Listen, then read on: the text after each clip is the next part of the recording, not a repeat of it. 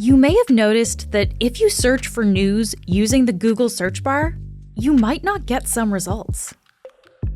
The tech giant is blocking news site searches for some Canadians in response to proposed legislation from the federal government. The Globe's Deputy Ottawa Bureau Chief, Bill Curry, is on the show to explain what's going on. I'm Menaka Raman-Wilms, and this is The Decibel from the Globe and Mail.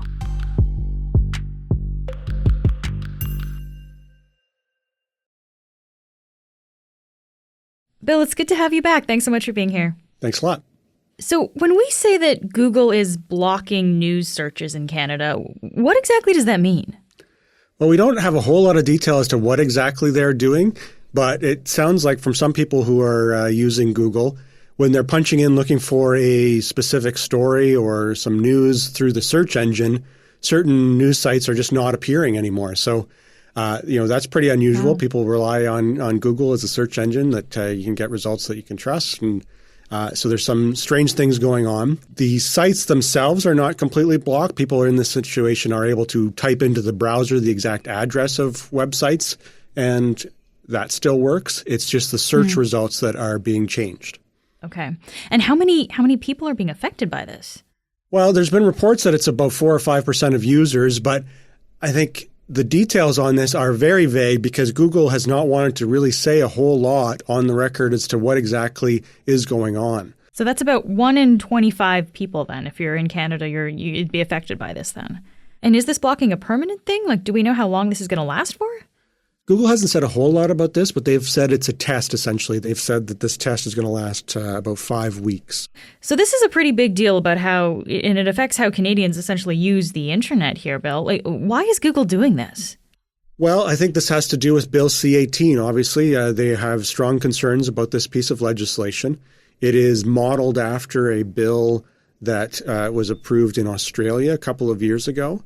And when Australia went in this direction, we saw similar moves by Google and Facebook in protest of this.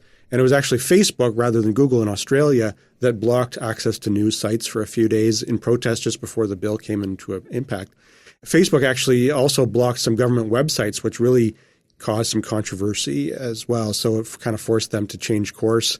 They were able to work out an arrangement with the Australian government, and ultimately Google and Facebook chose to live with that arrangement. So now we're seeing the same kind of lobbying play out in the run-up to C-18, which was introduced in April 2022. So it's been around for a while, but it's starting to get into the final stretch because it's been approved by the House of Commons and it's now in the Senate. So it's starting to get closer to becoming a reality.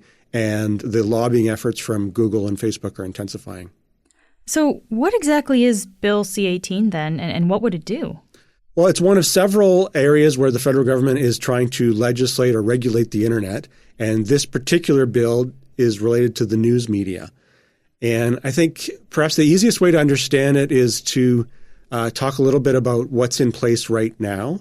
Right now, partly since the Australian government's bill was implemented, we've seen similar arrangements in Canada, which is licensing agreements between internet companies like Google and Facebook and Apple and media companies. So the Globe, for instance, the Globe and Mail has agreements with Google and Apple. And what it looks like in practice, if you were to open up your phone and look at Google Showcase, for instance, I think that would give your listeners an idea of what it looks like. It's a special news page on Google. Facebook has something similar, Apple News.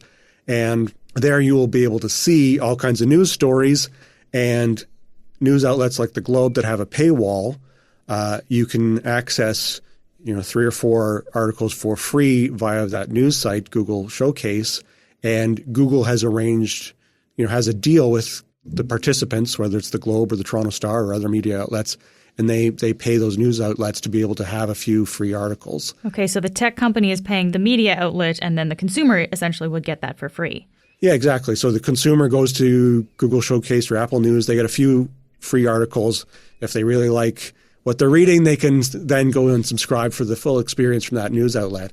And what this bill does is it's meant to be a nudge to encourage Google and Facebook and these internet companies to strike similar deals with news outlets, without any regulations. It's encouraging these deals to happen on their own.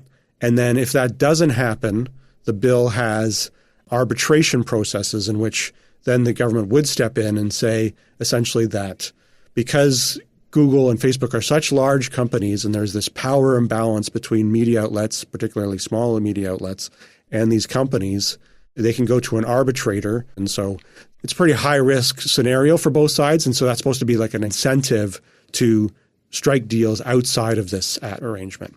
Okay, so Bill C-18, what it's doing is it's encouraging tech companies to come to these deals with media outlets. But if that doesn't happen on its own, it's actually pushing that they have to do this. There's going to be a situation where a deal is going to have to be struck. Yeah, exactly. Okay. And so what companies are we talking about here? So you mentioned Google, Facebook, Apple. Are those kind of the big players in this scene? Yeah, they're not specifically named in the bill, but that is essentially what this is aimed at. It's aimed at the very large internet platforms and search engines. Okay. You use the term power imbalance between the tech players and the media outlets in Canada. Can you tell me a little bit more about this? Like, what is the state of media in Canada right now that would make this bill necessary? Yeah, absolutely. I mean, to take a step back, what's driving this is just the state of the news media. You know, we've had 20 years now of the news media trying to figure out how to live and coexist with the internet, and it's been a challenge. The big issue is we've lost, as an industry, a lot of advertising. You know, classified ads that used to be a huge source of revenue for newspapers and news outlets across the country just have gravitated to the Kijijis and the auto traders of the world. Like some outlets like the Globe have really relied on subscriptions. So we thank our subscribers for their support. But that hasn't worked for every outlet, and particularly smaller ones that were based on the flyers that would go to support a small town newspaper. That model has just faded away, and so the result is we're seeing dozens of newspapers across the country either go online only or fold entirely. When the government introduced the bill in April of last year, they did put out some figures saying that more than 450 news outlets had closed since 2008. It's just following the news. You can see pretty much every month there's announcements of layoffs. We just saw in recent days Global News, several journalists across the country were laid off. So this is a constant thing that people in our business were used to seeing our colleagues laid off. So it's a real thing. Yeah. Yeah. Okay. So this is kind of a bit of the problem that's supposed to be addressed with this bill. Our publisher, Philip Crawley, actually wrote an op-ed about this. Could you tell us, I guess, the argument in that piece? Yeah. I mean, this is a bill that has lots of opinions from all kinds of stakeholders, and including the Globe and Mail. There's also News Media Canada is an umbrella organization that represents news organizations. So it's essentially a lobbying group that represents all of the main news organizations, including the Globe and Mail. They're generally supportive of the bill and have proposed some amendments. For the Globe, the publisher, and just for our listeners, the publisher is a position that involves managing the business side of the Globe and Mail. The editor-in-chief is responsible for the news operations.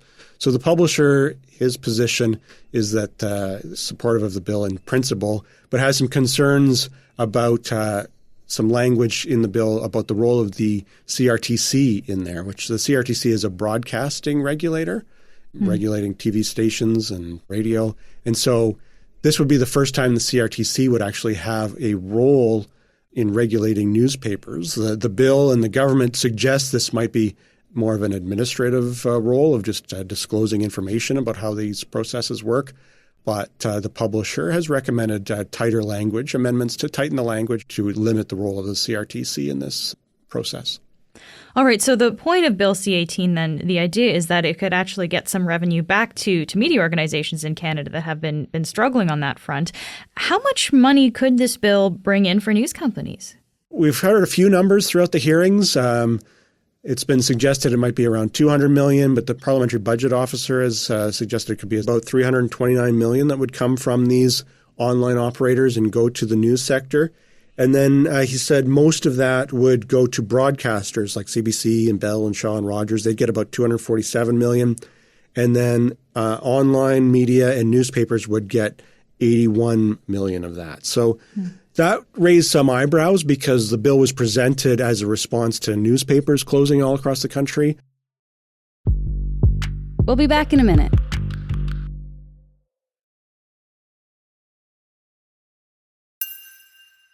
All right, so we started this conversation talking about Google blocking news search results online. So let's bring it back to the tech companies here, Bill. They have said that they don't like Bill C-18 in its current form, and that's why we're seeing this retaliatory action from Google. So what are the concerns from tech companies about this bill? Well, one of their main concerns that Facebook and Google raised repeatedly is they are concerned that this would be an unworkable link tax, which they say. So, the internet is full of links. People are constantly saying, hey, read the story and there's a link, and that's kind of how the internet works. And they argue that this is going to force them to somehow track these links and put that into the calculation of how much money they pay to the news organizations. So there's some issues with that. When you're talking about this bill, one of the problems in explaining it or saying who's right or who's wrong when people list their concerns is that a lot of the details won't be known until later. A lot of the details in terms of how this is actually going to work are going to come through, regulations approved by cabinet or perhaps policy decisions by the CRTC. So, for in the case of the link tax, the word link tax or link is not in the bill. You can't say definitively how this will work in practice. And they are worried then essentially that they'd be paying money for each of those links, like it would cost them more eventually? Exactly. I think their concern is this could be some limitless amount that they could owe that's based on factors that they don't control. They've also raised some concerns. Google, for instance, has said the language might force them to treat all kinds of websites that claim to be news sites as equal. Is that if the enforcement mechanism is not thoroughly thought out and thought out in the context of bad actors, it ends up being gamed and misused by bad actors that has a negative consequence on the user experience and the discoverability of information. And so their argument is that this bill is going to mess with their own efforts to give people the most credible sources of news. Isn't this a bit of a risky move for Google, Bill? Like when we're talking about a search engine not surfacing certain search results for news organizations, doesn't that kind of get to their credibility here? Like they lose credibility with their customers? Well, I mean, it's a pretty high-stakes lobbying move for sure. I mean, Google's credibility, as you mentioned, is the Google search engine, and it's far and away the number one source for search news. Like that's where people go to, right? Bing is probably number two, but it's a distant number two. And so, their reputation is at stake here. So it kind of speaks to, I guess, how seriously they take this because, Facebook and Google lobbied hard on Australia, not so much because they were concerned about what happens in Australia, but it was more the precedent, right? Because once this happened in Australia, other countries are watching this. Canada is not the only country that is looking to do something similar, right? So Google and Facebook are watching closely what's happening in Canada out of concern that it's going to create bills and obligations for them that are going to be quite expensive in countries all around the world. Yeah, that's interesting. What has been the response from the federal government to Google blocking news on their site? What has the Trudeau government said? He had a news conference recently where he was asked a whole bunch of questions that had nothing to do with this bill, and he just voluntarily wanted to jump in and comment on Google and be very critical of Google. It really surprises me that Google has decided that they'd rather prevent Canadians from accessing news than actually paying journalists for the work they do. I think that's a terrible mistake, and I know Canadians expect journalists to be well paid for the work they do.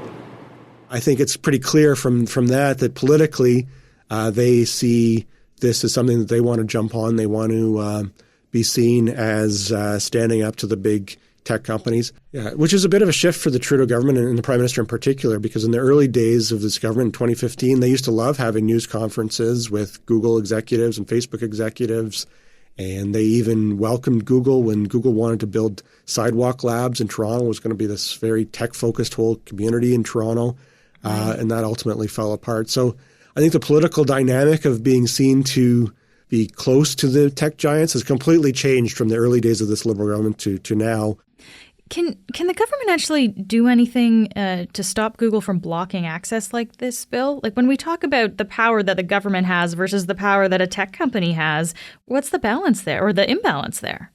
I think that's the backstory of all of this is that for years, these companies have gotten bigger and bigger, the Google and Facebooks of the world, and countries have really applied a pretty light touch in terms of regulation. Facebook and Google have tried to argue that that is not necessary, that they are good social actors. And increasingly, we're starting to see the governments are deciding that no, that in fact, these companies are so large and they are so important in the lives of citizens that they do require some regulation. And so what we're seeing is in Canada, rather than tackle it all at once, the government is moving to regulate these platforms piecemeal. So this bill we're talking about is about the news media. There's also a bill about the broadcasting sector. And then promised but not yet introduced is going to be another bill on online harms, which is potentially could be more controversial than the other two previous ones, because that's going to get into what appears on platforms in areas like hate speech and all kinds of things. So the government can regulate whatever it wants really through laws. The question is what's warranted, what's the public willing to accept, and so. They're dipping their toes in this water, and it's uncharted territory, which makes it a very fascinating area to watch in Parliament. You've mentioned that Australia had a similar bill, which became law in March 2021, and Bill C-18 in Canada is actually modeled on that Australian bill. Are there any lessons for Canada that we can take away from what happened then in Australia around this? Well, I think it's interesting to know that the kicking and screaming of the Googles and Facebooks was very loud in the final moments of that bill, and they warned that the sky would fall, and then the bill came through and the sky didn't fall. Like the arbitration processes have largely not been used. Deals were struck between the platforms and the media outlets, and life went on. So there are some differences with this bill. As mentioned, there's a lot of vagaries in terms of what could happen down the road. So, potentially the big warnings could materialize in Canada that didn't materialize in Australia. But it's hard to know because we don't really know what the regulations are going to look like should this bill be passed and then and implemented. Google execs are appearing at the Heritage Committee today, Monday. They'll be answering questions about the decision to block news searches. And meanwhile, this bill is being considered in the Senate still. So, Bill, what are you watching for what might happen next here?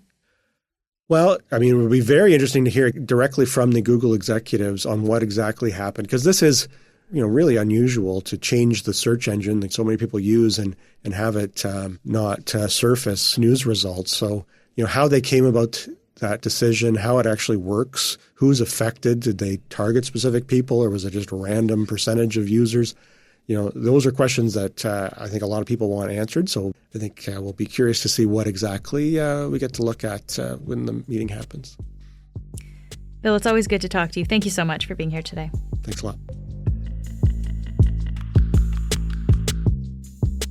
That's it for today. I'm Menaka Raman-Welms. Our producers are Madeline White, Cheryl Sutherland, and Rachel Levy-McLaughlin. David Crosby edits the show. Adrian Chung is our senior producer, and Angela Pacenza is our executive editor. Thanks so much for listening, and I'll talk to you tomorrow.